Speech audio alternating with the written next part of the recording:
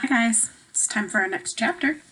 Today's chapter is titled Albert's Plan. So if you remember when we left off, the Sorrowful Knight has offered to kind of keep Rowan Heartless busy with a duel or with a battle while the parents are in the magic bath so that they can turn human again. So this chapter is titled Albert's Plan. So we're going to see what Albert has in store for everyone.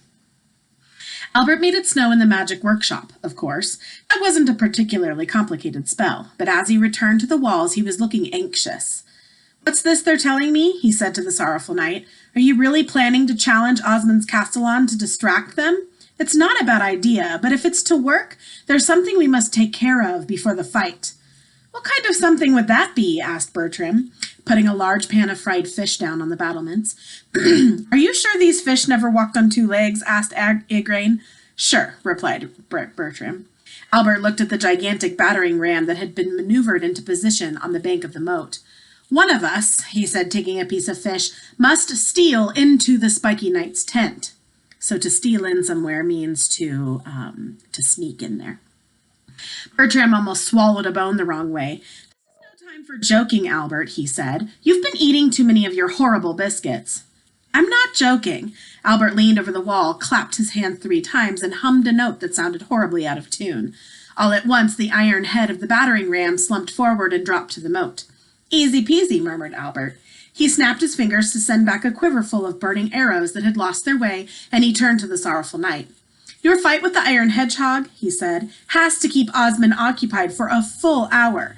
That's a long time. If he unhorses you during the first tilt, you'll be risking your neck for nothing."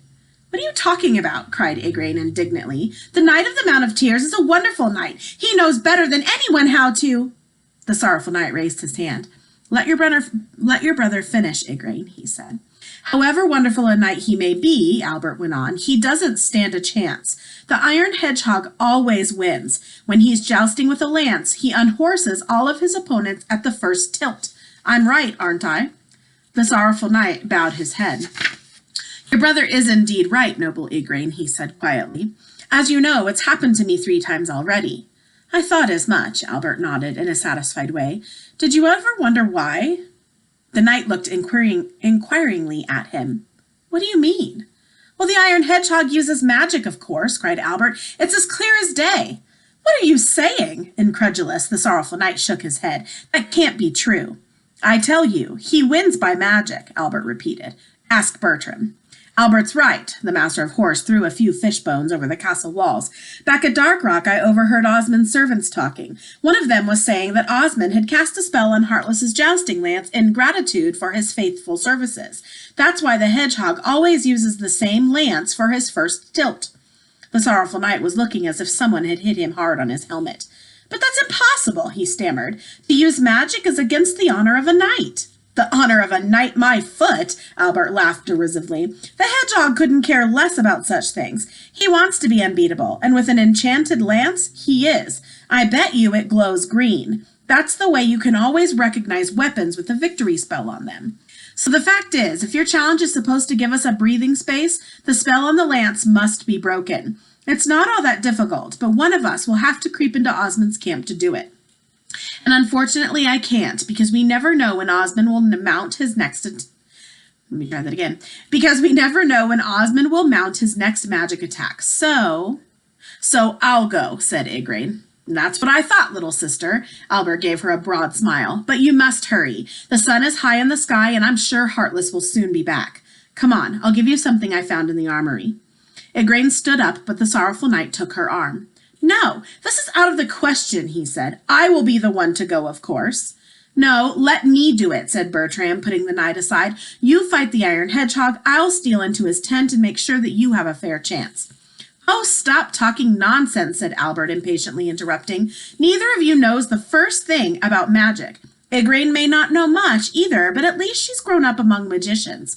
She's the one who must go, but Bertram can accompany her as a watchdog." Bertram bowed to Igraine with a broad grin. "Your faithful watchdog at your service, noble lady." "This is madness," cried the Sorrowful Knight. They'll both be found and captured." "Oh, no, I don't think so," said Albert mysteriously. So I do love how both Bertram and the Sorrowful Knight are trying to stop Igraine from doing this, but you and I both know that not much stops Igraine from doing what she wants to do. So I do believe she will be on her way. Igraine had been sure she knew every single item in the armory of Pimpernel Castle, every shield, every sword, even every cloak, however moth-eaten. But she had never before noticed the strange thing that Albert took out of a small chest. It looked like a veil, except that the fabric was covered with scales, transparent scales fitting closely together. As you know, I never usually come here, said Albert, carefully smoothing out the strange fabric. But when Osmond turned up outside the castle with his army, I told myself it might be a good idea to find out what our ancestors stored here to defend themselves. And I discovered this. But what is it? Asked Bertram. Well, a dragon's skin, of course, replied Albert. Our great-grandfather Peleus was friends with several dragons. I assume one of them gave it to him as a present. The dragon who shed this skin can't have been more than 60 or 70 years old, so it was still quite small. Albert reached into the chest again and took out a second, distinctly larger skin. This one ought to fit you, Bertram. The dragon who shed it was a good bit older. Perhaps it was the same dragon some time later. I'm sure you know that dragons shed their skins every 14 years, don't you? Igraine shook her head. Albert threw her the smaller skin. When she caught it, it felt like picking up spun air. But what do we do with them? Asked Bertram, baffled. They'll make you invisible, said Albert. Try it. Drape it over your head. Igraine and Bertram did as he said and disappeared. Disappeared without a trace. Pleased with himself, Albert folded his arms. I thought those were just a couple of dirty old veils, gasped the invisible Igraine. Well, there you are, Albert shrugged his shoulders. Sometimes big brothers know best, little sister. Now, get down that tunnel of our great-grandfathers, and oh, yes, I almost forgot the most important thing. He took a small gold container and a box out of his coat pocket. Take this with you, Igraine. Dust the point of the enchanted lance with the powder from this container. Then set it alight with a taper from this box, and murmur the red chant, which I hope you still know by heart. That will break the strongest victory spell. So a taper is a candle. So he says, set it alight with a taper from this box and murmur the red chant. So that's how they'll break the spell. Igraine's hand came out of nowhere, pinched his nose, and stowed the little container in the box away under the dragon skin. Watch out for the wind, for branches, for anything that could pluck the dragon skin off your head. Do you understand? Called Albert, as the door of the armory was opened by what might have been a ghostly hand.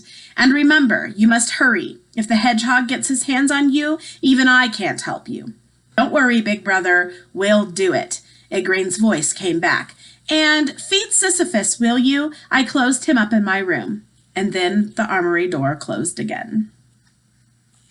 Okay, so the next chapter is titled In the Spiky Knight's Tent, and I will tell you this is one of my most favorite chapters of this whole book, but you're going to have to wait till tomorrow.